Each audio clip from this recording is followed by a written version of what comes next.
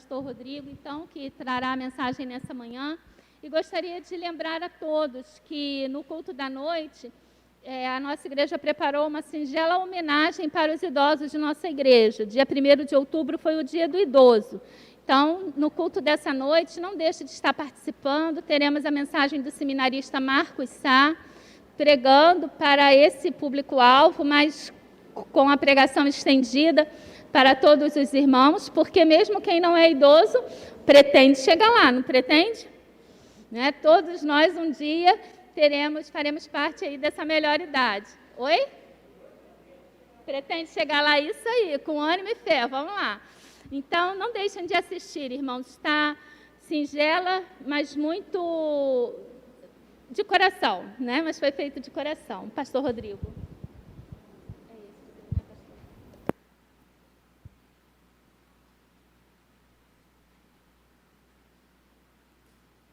Graça e paz, irmãos. Fiquei curioso, pastor, para ver quem vai escrever lá no canal da igreja que está assistindo o culto do idoso. Mas eu vou escrever lá, para os irmãos não ficarem sem graça. Mas graças a Deus, irmãos, temos tido essa oportunidade ímpar, né, de iniciar esse trabalho com o culto online.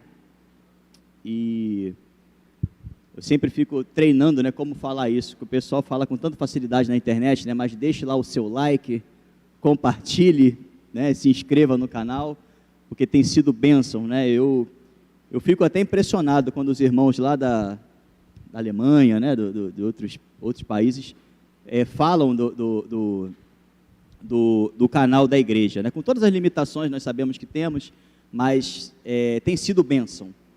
Irmãos, queria convidar os irmãos a abrirem suas Bíblias em 1 Tessalonicenses 5. Vamos ler do 1 ao 28.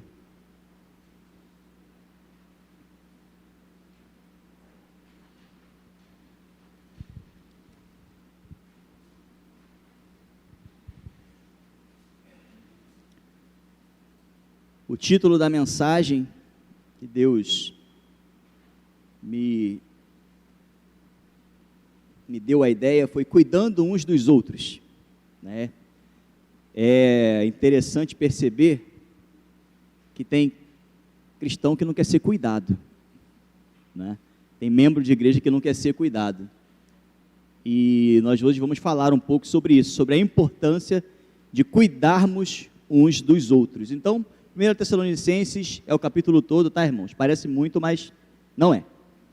Diz assim a palavra do Senhor: Irmãos, quanto aos tempos e épocas, não precisamos escrever-lhes, pois vocês mesmos sabem perfeitamente que o dia do Senhor virá como ladrão à noite. Quando disserem paz e segurança, então de repente a destruição virá sobre eles, como dores à mulher grávida, e de modo nenhum escaparão. Mas vocês, irmãos, não estão nas trevas, para que esse dia os surpreenda como ladrão. Vocês todos são filhos da luz, filhos do dia. Não somos da noite nem das trevas. Portanto, não durmamos como os demais, mas estejamos atentos e sejamos sóbrios. Pois os que dormem, dormem de noite, e os que se embriagam, embriagam-se de noite. Nós, porém, que somos do dia, sejamos sóbrios, vestindo a couraça da fé e do amor, e o capacete da esperança da salvação. Porque Deus não nos destinou para a ira, mas para recebermos a salvação por meio de nosso Senhor Jesus Cristo.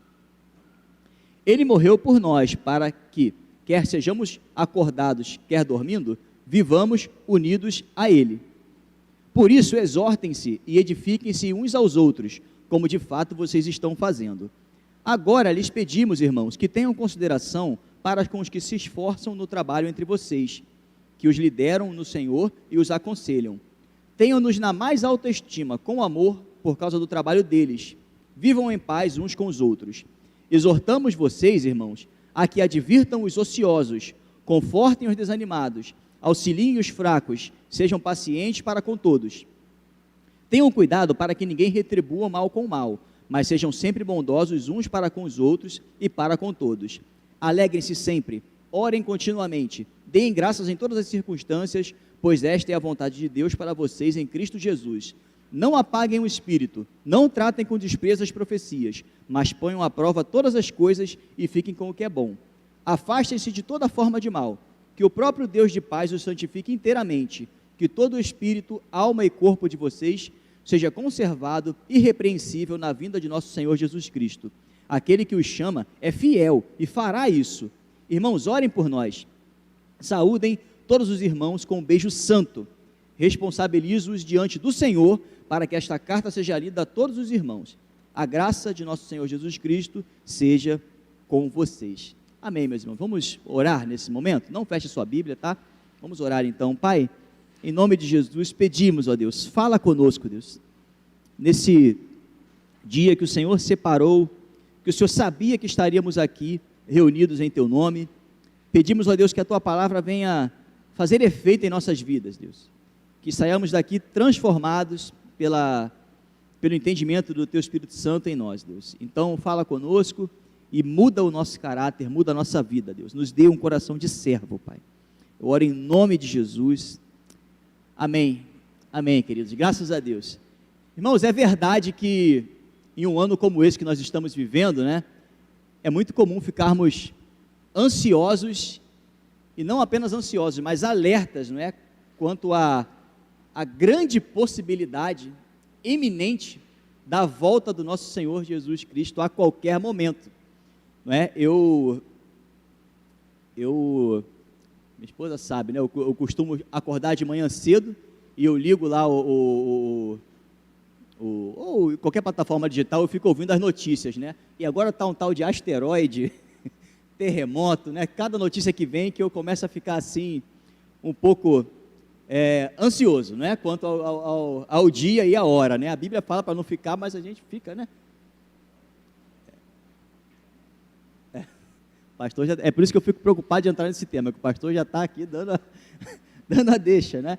Mas a verdade é que quase que semanalmente, né, eu recebo aí algumas mensagens, né, no celular, de jovem, de adolescente, perguntando sobre esses sinais, né, que nós estamos vivendo, porque 2020 está sendo um ano ímpar, né? Eu acho que nós estamos vendo coisas acontecerem que pelo menos nós aqui, né, latino-americanos, aqui no Brasil, não estamos acostumados, né? Então, muitas pessoas perguntam, né, quanto aos sinais da volta de Jesus, não é? E não é à toa que isso está acontecendo, né? O próprio Senhor Jesus falou, os irmãos se lembram lá de Mateus 24, que ele disse, né, quando houvesse aí toda essa questão de nação contra nação, reino contra reino, não é? Terremoto, fome, pestes, né? Nós estamos vivendo hoje uma peste aí nesse mundo, não é? Então esses seriam alguns sinais de que o fim dos tempos estaria próximo, não é? E como eu falei, nesse ano específico de 2020, não é? Que para nós brasileiros, nós não estamos acostumados com esse surto, né, que nós estamos vivendo aqui. Estava vendo a entrevista de um dos homens importantes da República aí, que foi ministro da Saúde, e ele estava dizendo, olha, o Brasil não está acostumado com isso. Alguns países se saíram melhores porque estavam acostumados já com esse tipo de doença infecciosa, né? Então, eu percebo que a igreja meio que tomou um susto, né? Ficou alerta quanto a esses sinais, né? Eu, por exemplo, eu sou novo, né, irmãos? Eu sou novo. Os únicos surtos que eu me lembro aqui no Brasil que nós vimos, que eu me lembro, foi o da cólera dos anos 90, não sei se eu lembro dos comerciais, de toda aquela, né, na escola, as pessoas falando sobre os cuidados com a saúde, e da dengue. Eu acho que o brasileiro aqui entende muito dessas duas coisas, né? Mas nada foi como esse maldito Covid aí que está nos assolando, né? Então é natural que a igreja brasileira fique agora alerta quanto ao retorno aí do nosso Senhor Jesus. E o que eu acho interessante mencionar é que nesse texto que nós acabamos de ler, né, ele é o finalzinho de uma carta. Eu acho interessante a gente sempre se lembrar disso, né? Às vezes nós pegamos a Bíblia e não sei o que a gente pensa, como é que isso aqui surgiu, mas foi uma carta. O apóstolo percebeu que aquela igreja precisava receber uma carta, né, como se o pastor Ananias escrevesse uma carta ali para os nossos irmãos da fé e vida. Ele escreveu lá, ó, gente, tem que tratar isso aí. Então, nós estamos aqui lendo uma carta que o apóstolo Paulo escreveu, inspirado pelo Espírito Santo, para à igreja de Tessalônica. E o que me chamou a atenção, ontem quando eu estava lendo esse texto, estudando para trazer a mensagem, é ver a forma como que ele se despede da igreja, né? Nós lemos aqui o final, o desfecho da carta, né? Então, eu queria hoje com os irmãos abordar os pontos desse texto que podem nos ajudar a compreender melhor como que deve ser o cuidado, né, com a nossa vida, mas não só com a nossa vida, mas também com a vida do nosso irmão. Acompanhe comigo aí, irmãos, versículos 1 a 3, vamos repassar o texto. Olha o que diz a palavra do Senhor. Irmãos, é 1 Tessalonicenses 5, tá? Irmãos, quanto aos tempos e épocas, não precisamos escrever-lhes, pois vocês mesmos sabem perfeitamente que o dia do Senhor virá como ladrão à noite. Olha o versículo 3 o que diz: quando disserem paz e segurança, então de repente a destruição virá sobre eles, como dores à mulher grávida, e de modo nenhum escaparão. Então, irmãos, reparem em algo importante. É evidente que nós estamos atualmente vendo claros sinais de que o Senhor Jesus, ele está, vou usar aqui uma expressão, né, ele está calçando o sapato, vamos dizer assim, né? Lá em casa, a Bruna, quando eu estou botando o sapato, ela já sabe que eu vou sair, né? Então Jesus, ele está ali nos preparativos finais, né? Mas nós não podemos esquecer, irmãos, que lá em Mateus 24, o próprio Jesus falou que todas essas coisas que nós estamos vendo agora seriam só o princípio. Só o princípio.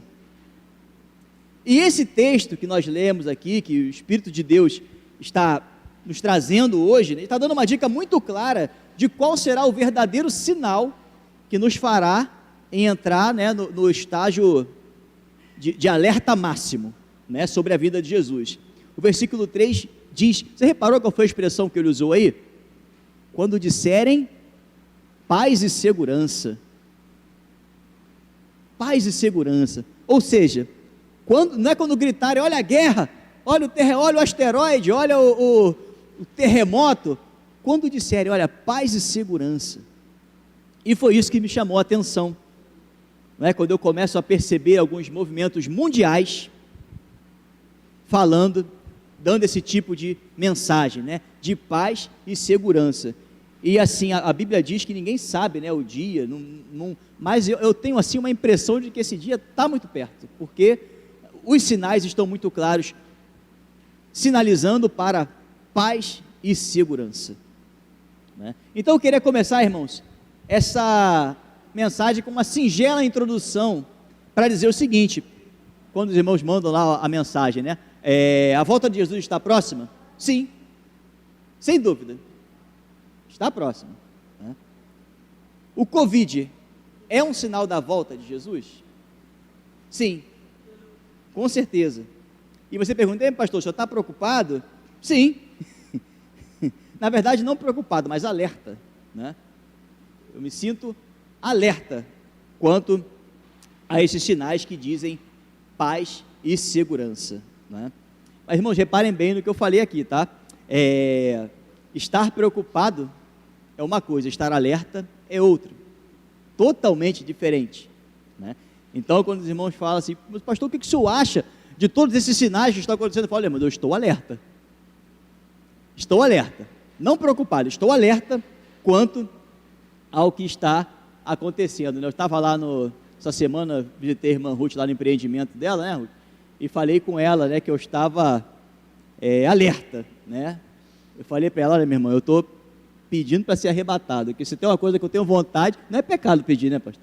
Eu peço a Deus, se eu puder não morrer e ser arrebatado, eu quero, né? Mas deve ser muito legal, né?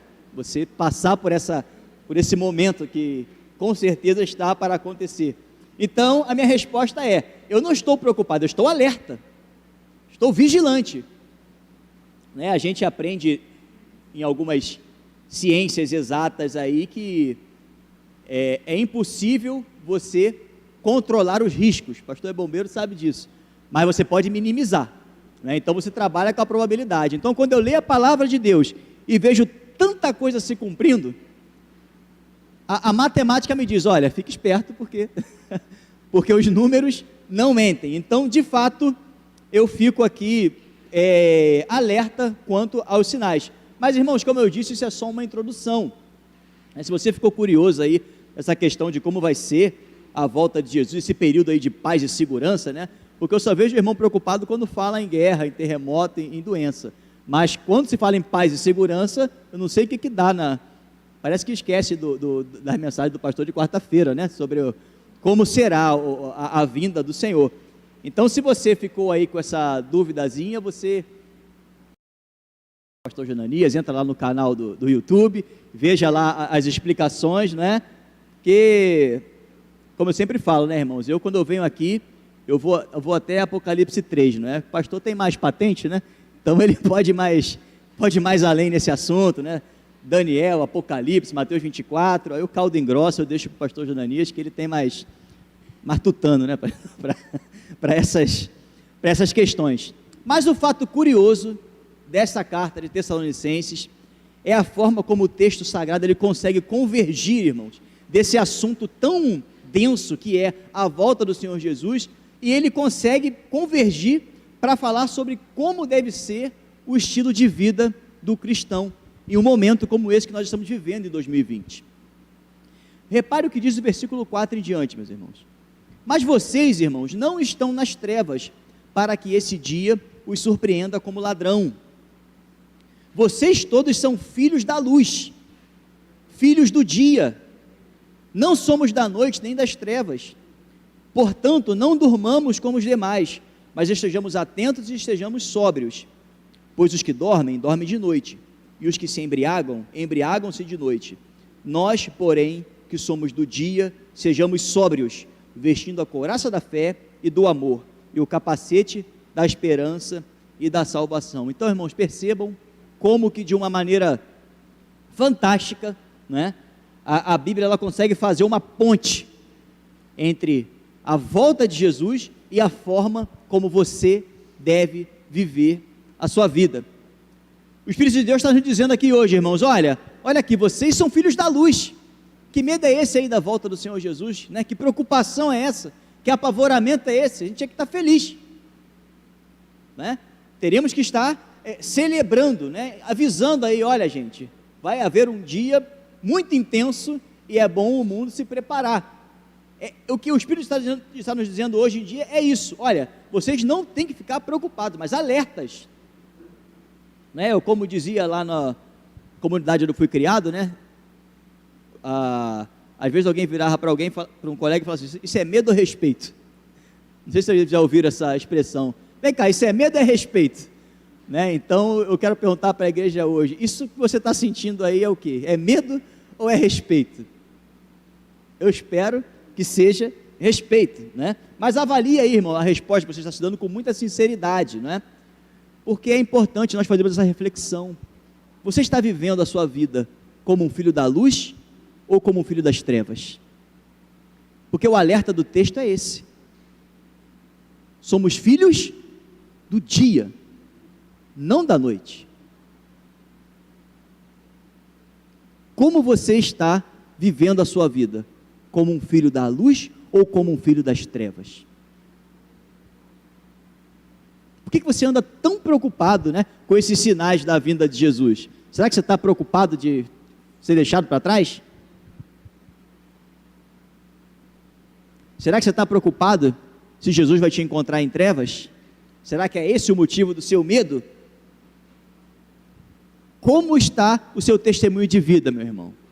Como, aliás, além do seu testemunho de vida, né, porque o testemunho é aquilo que as pessoas veem você fazer, mas além disso, como está a sua vida íntima? Né? Como está aquilo que só você e Deus sabem que você faz? Como é que está a sua vivência com Deus? Né? Vale a pena refletir, irmão, sobre essas perguntas, né? Porque o recado de Deus para nossas vidas hoje é para não sermos pegos dormindo. É isso que o texto fala, mas atentos, alertas, sábios. Irmão, desse texto que nós lemos, ele é tão perfeito, né, que ele faz uma ponte entre a volta de Jesus, o nosso estilo de vida e como deve ser a nossa relação e cuidado com o próximo. Eu queria destacar essa terceira parte, irmãos. Olha o que diz o versículo 11.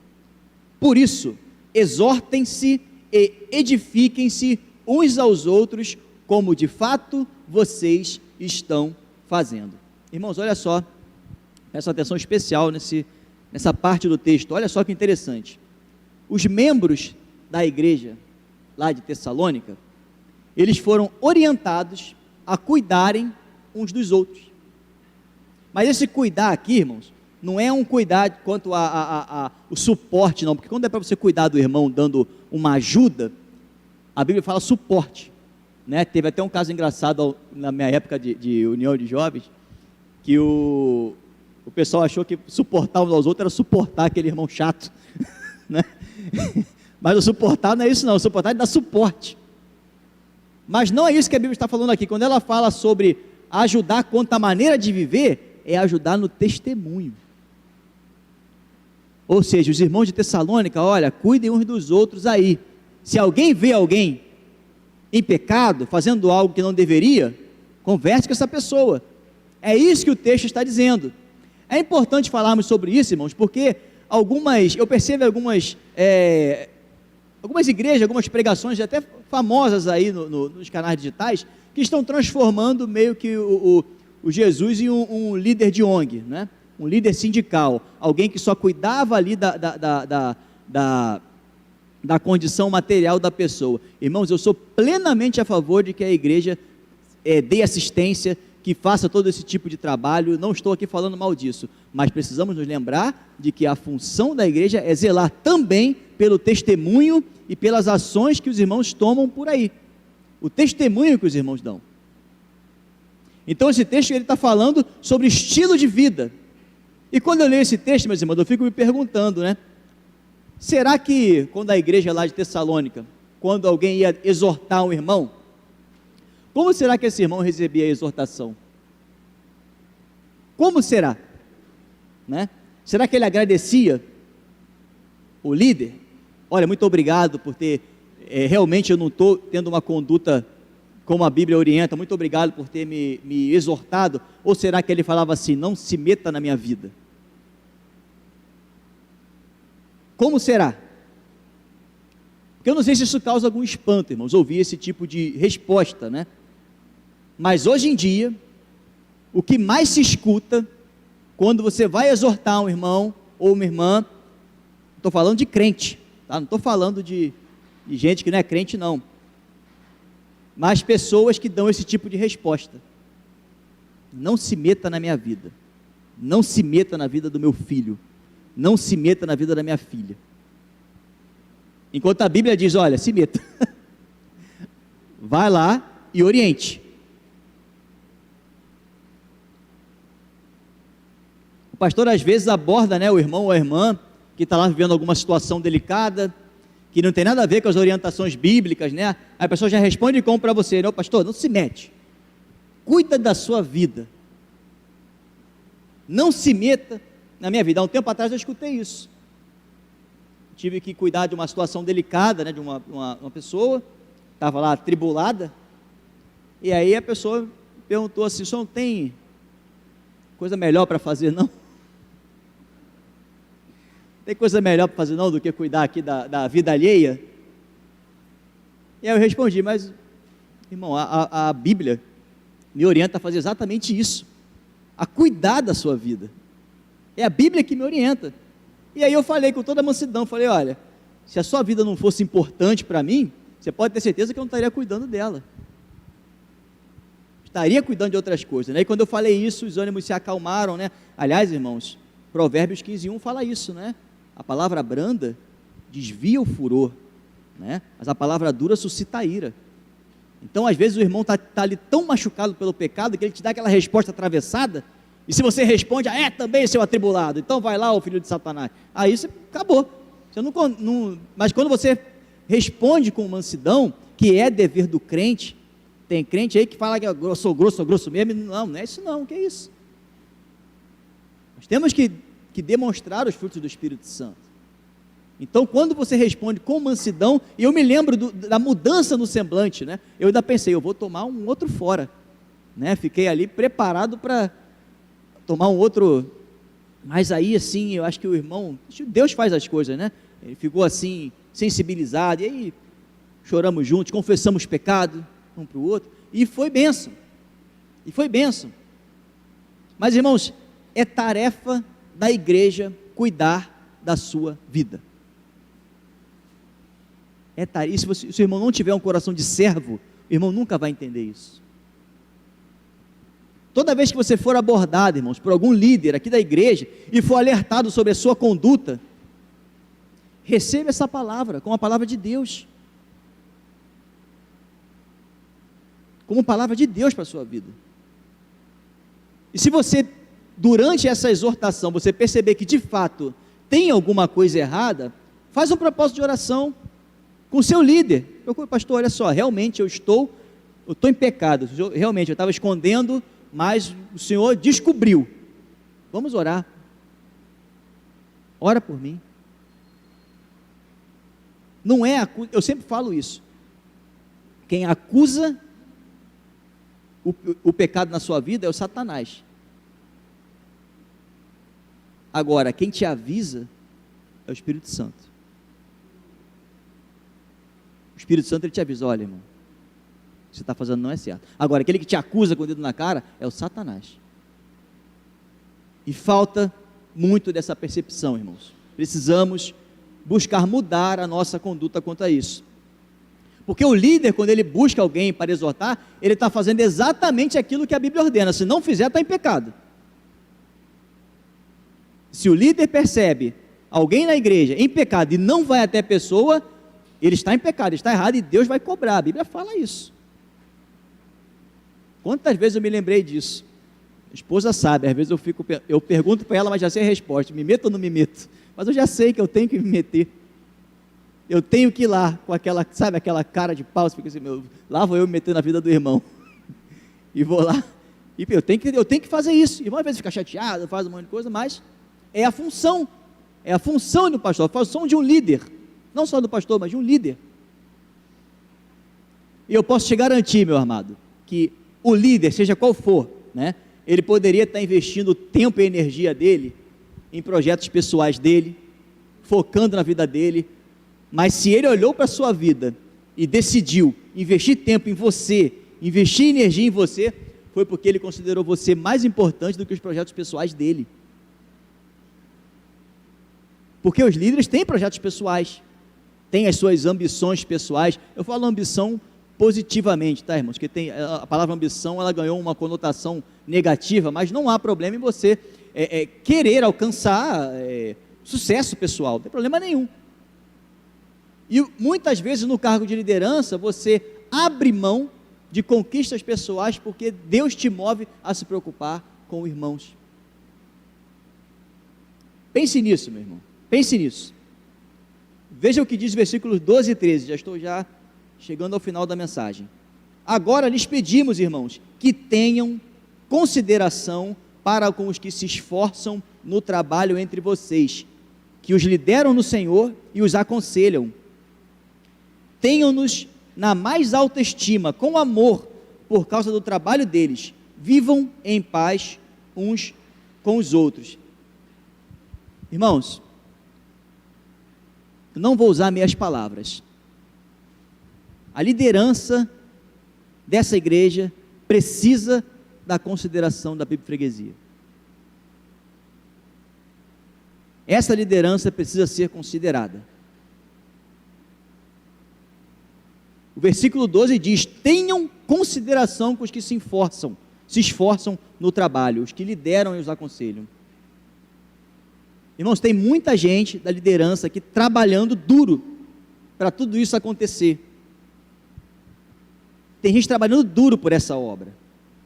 Tem gente transpirando mesmo, sabe? Suor, transpirando por essa obra.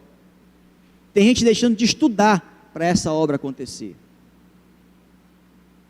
Tem gente abrindo mão de projetos pessoais, de conquistas pessoais para essa obra acontecer. Você sabia disso? Você pensa nisso? E qual tem sido a consideração sua, como membro dessa igreja, com a liderança? Hoje nós elegemos aqui a nova diretoria, né? E olha o que o texto diz: Vou ler novamente, versículo 12 e 13. Tenham consideração para com os que se esforçam no trabalho entre vocês, que os lideram no Senhor, que os aconselham. Tenham-nos na mais alta estima, com amor por causa do trabalho deles. Você tem consideração pelo seu líder? Você tem estima pelo seu líder? Você tem consideração pelo pastor Jonanias? Os irmãos consideram o pastor Jonanias? Tem consideração pelas lutas que ele enfrenta por estar aqui? Pelo simples fato de estar aqui? Os irmãos têm consideração pelas lutas pessoais dele, pelas lutas financeiras, as batalhas espirituais, conflitos familiares, enfim, por tantas coisas que podem estar acontecendo com o pastor? Os irmãos têm consideração por isso? Tem estima com amor, como diz a palavra de Deus?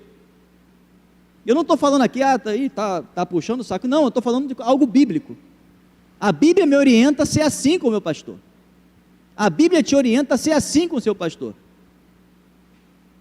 A ter consideração com amor, tendo a mais alta estima por aqueles que trabalham. Você tem consideração pelo seu pastor? Você ora pela sua igreja? Você ajuda? Você trabalha aqui na obra de Deus? Tudo que você sabe fazer é reclamar e falar mal. Como que tem sido a sua postura em relação à sua igreja, a igreja que você pertence, a igreja que você consta lá no hall de membros? Como que é a sua postura? A Bíblia que está ordenando, tá? Tenham-nos na mais alta estima, com amor, por causa do trabalho deles. Irmãos, eu vou falar uma coisa aqui com toda sinceridade. Se você que é membro aqui da igreja, membro da PIB Freguesia, tá? Está se sentindo incomodado com essa palavra? Glória a Deus. Porque essa palavra, se está te incomodando, ela está achando espaço no seu coração e pode começar a provocar mudanças na sua atitude com a liderança dessa igreja. Os irmãos que vieram aqui hoje, que se colocaram à disposição para servir. Existem duas atitudes que você pode tomar a partir de hoje. A primeira, e eu vou falar aqui mais uma vez, com muita educação e com muita sinceridade, você pode colocar aquele crachazinho de membro mal agradecido, pede o desligamento e vai procurar uma igreja melhor que satisfaça os seus anseios visuais e sonoros. É uma opção sua. Ou então você pode decidir ser um crente de verdade, vestir a camisa da igreja, da PIB Freguesia, tá? E começar a caminhar com essa nova liderança que se colocou aqui, com os irmãos que estão dispostos a trabalhar. São duas possibilidades. E não se esqueça de uma coisa, é dever dessa liderança aqui cuidar da igreja. Então os irmãos vão até vocês para cuidar, para solicitar apoio, solicitar ajuda. Não se esqueça do que a palavra de Deus diz: tenham estima pelos que trabalham, pelos que lideram. Não é? Lá os irmãos sabem, eu tenho o meu trabalho lá fora, e tem uma posição que a gente acha muito interessante, não é? Quando a pessoa ela sobe na hierarquia, né, na empresa, a gente tem uma brincadeira que fala assim: agora você virou vidraça. Antes você era quem tacava pedra, mas quando você sobe na hierarquia, você passa a tomar pedrada, né? E eu quero fazer essa aplicação aqui para a igreja. Irmãos, quando estamos, eu vou dizer no banco de uma forma figurada, né? Quando estamos ali na assistência, né? A gente está sempre com a pedra na mão, né? Mas quando se passa para o lado aqui da liderança, você se torna a vidraça, você começa a tomar pedrada. E não é isso, isso vale lá para onde eu trabalho, mas para cá não. Porque aqui nós temos que ter estima, alta consideração pelos que trabalham. Irmãos, eu quero terminar lendo o versículo 25, que são palavras, agora eu quero que os irmãos imaginem o próprio apóstolo Paulo, porque o apóstolo Paulo, os irmãos me permito aqui falar de uma forma não não culta, mas ele não era bobo. Ele era um excelente teólogo, era uma pessoa de alta influência na sociedade, uma pessoa que tinha capacidade incrível de liderar qualquer igreja. E o versículo 25, ele se despede da igreja dizendo: irmãos, orem por nós. Orem, apóstolo Paulo, hein? Já pensou? Irmãos, orem por mim. E eu quero, irmãos, finalizar lendo esse versículo 25, em nome, se o pastor me permite, em nome dessa diretoria que foi empossada aqui. Orem por nós. Orem. Tenham consideração. Ajudem. Vista a camisa. Se propõe a ajudar. Se propõe a fazer acontecer. Porque Deus te chamou para essa obra. Falar, reclamar, apontar, é fácil. É tão fácil que até eu faço. Se eu faço sozinho, a gente faz sozinho, né, pastor? Apontar o erro eu também sei. Isso aqui está estranho, eu também sei. Mas e como é que muda? E como é que faz? Então, irmãos, eu trago essa mensagem com muito amor, tá?